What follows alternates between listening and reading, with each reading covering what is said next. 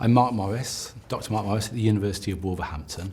I lead the molecular oncology group there, and I have funding from Bone Cancer Research Trust, specifically to research into the rare bone tumour adamantinoma.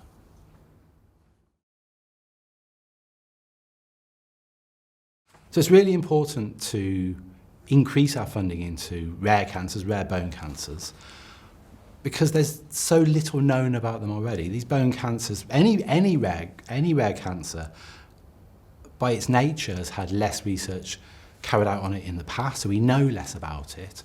And I think something that is really important when we think about cancer is that every single cancer type is different.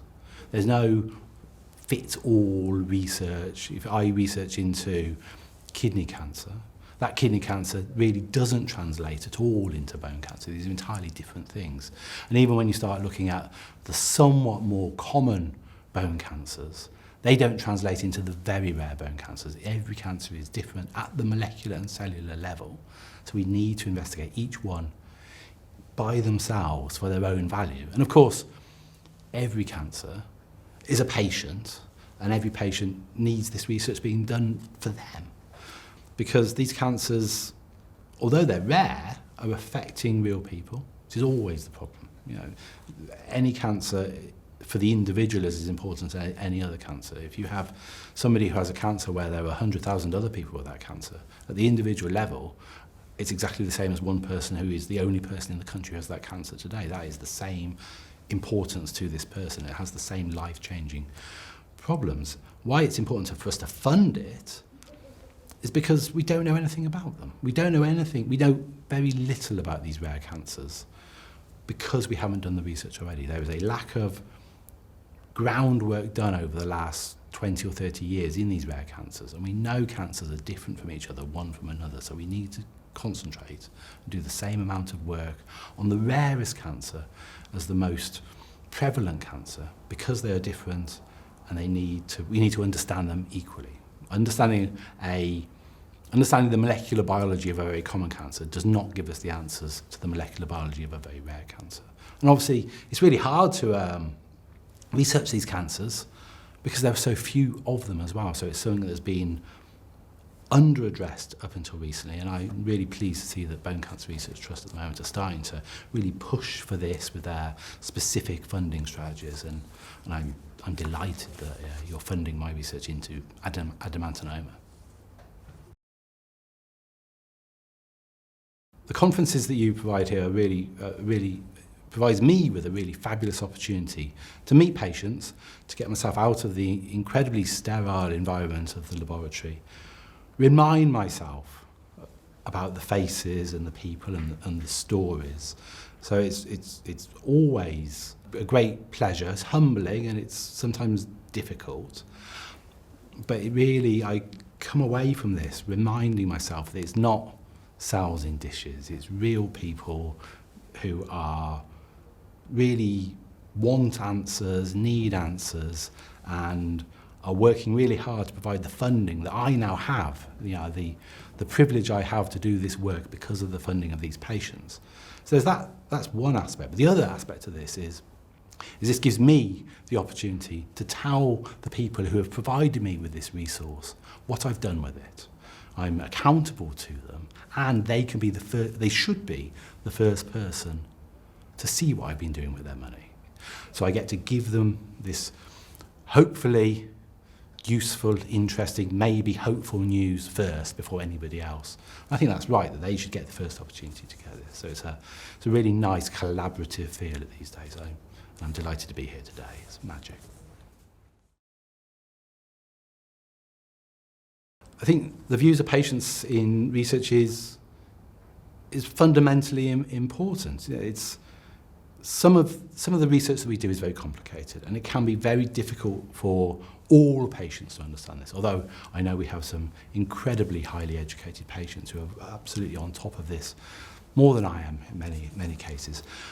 But it's important to understand, I guess, our research should be informed by the needs of the patients. What do our patients want from their research? Do they want to tell us what is the end point of the research? Do they want, beyond cures, what do they want in relation to the management of their disease? Are they it tells us what they are most focused on themselves, and they're the end point. These are the people who it matters to more than anybody else, so we should listen to what they want. So it's really important that we involve them wherever possible. So there were many challenges when it comes to trying to secure funding into very rare cancers, particularly rare bone cancers, as I'm interested in. The main problem we have when we try to secure funding in very rare cancers is that a lot of the larger funding bodies just don't have calls for those cancers.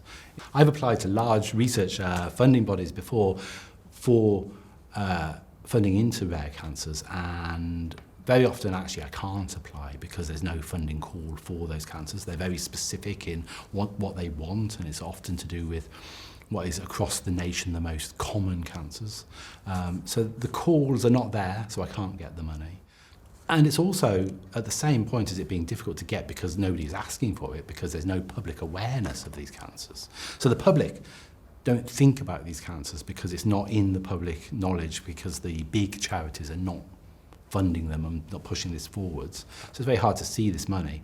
At the same time, because there is so little work already done, because there's no research at the beginning point, it's very hard to put forward a case to do the research, because when I apply for the money to investigate a very rare disease like adamantinoma, the starting point is very, very basic.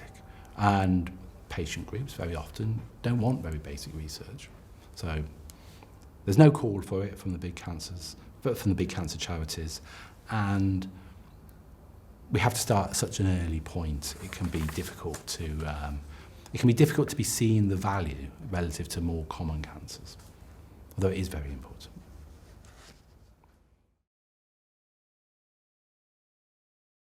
So collaboration is incredibly important, and I couldn't do half of the stuff I do if I wasn't collaborating with people local to me, people nationally, and into my international collaborations as well.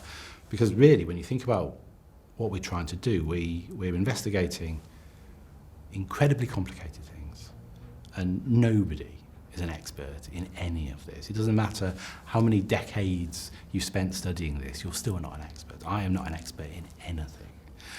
And none of my colleagues are experts either. We all know a lot, and each person knows something that we don't know. Talking to other people is essential. So that kind of collaboration and talking and coming together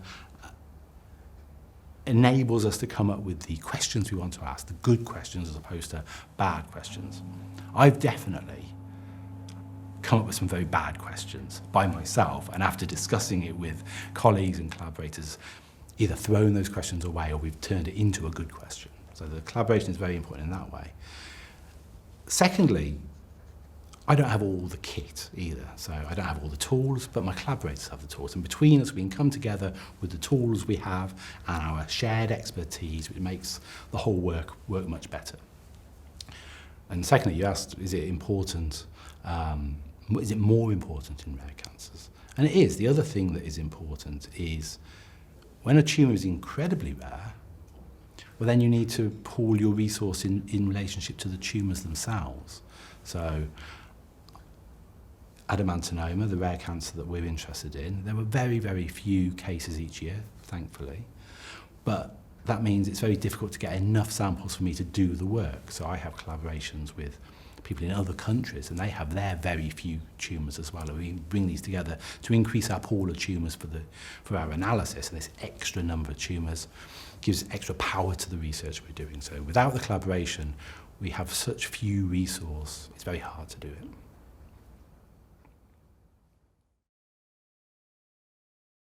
So the funding from Bone Cancer Research Trust is everything for my research. It's absolutely what I've done in the last year and a half, 2 years, thanks to the funding from Bone Cancer Research Trust, I wouldn't have done. It would never have been done, and nobody else would have done it. Rare bone cancer research, without the funding that you've provided to me and to colleagues around the country who are also investigating this cancer, None of this would have been done because it's very expensive, and however much we would have wanted to continue our adamantinoma research, we would not have been able to find that level of resource to make the discoveries that I think we're making at the moment. We're making some really interesting inroads into what is a difficult to crack puzzle. None of this would have happened without the funding. So the funding is essential, allowing us to collaborate and bring it all together. We wouldn't be anywhere without it, so it's the most important thing. The work of the Bone Cancer Research Trust is incredibly important to the patients and the researchers who are interested in, well, obviously the patients are interested in the cancer and the researchers want to discover more about the cancer, leading to breakthroughs in diagnosis, treatment and eventually cure. Without the Bone Cancer Trust, the funding would not be there. The understanding, the public understanding, your public profile is a hugely important thing. The fundraising that is done around the country by your supporters, families of patients, providing the research that we do, providing the money for the research that we do, is essentially important. The whole community of Bone Cancer Research Trust is a really essential role. I can't imagine what would be happening within the field of bone cancer research today if your trust wasn't here.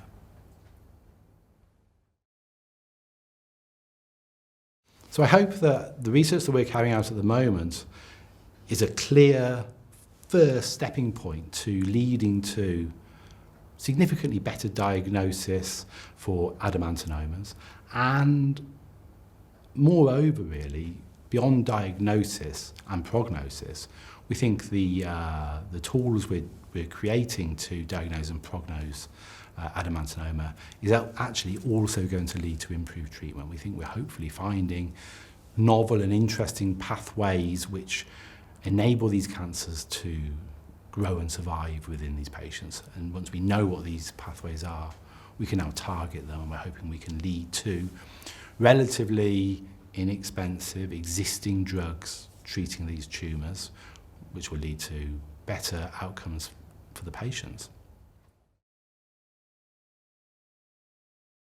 I have a message for all the supporters of Bone Cancer Research Trust. I'd like to thank you from the bottom of my heart for all the incredible hard work you do, the constant fundraising, the support you provide. The funding that you provided for me has been entirely essential and has changed the way we've done our research in the last few years. It's a remarkable thing that you all do, and I thank you completely. Please keep going on. Thank you. I attended the conference today because I really wanted to share with fundraisers, patients and their families new results that I've generated, that my group has generated in the last few months, really quite interesting results. I think it's important that the patients and the funders and the trust themselves, the people involved in this charity, get to see this result first and as soon as possible. It also enables me to come and meet the patients again. This is not the first time I've been to one of these conferences, and it's a wonderful and enlightening day. I will always be happy to come to these. Mainly so I can tell people what I've been doing. I owe it to the funders to tell them what I've been doing. They own me, and I need to do the work, and I want to show them that I've done the work and that we've generated interesting stuff. And I just really like to meet these people. The stories that the patients tell at these conferences are always remarkable, always breathtaking, and really let me go back to the lab tomorrow invigorated.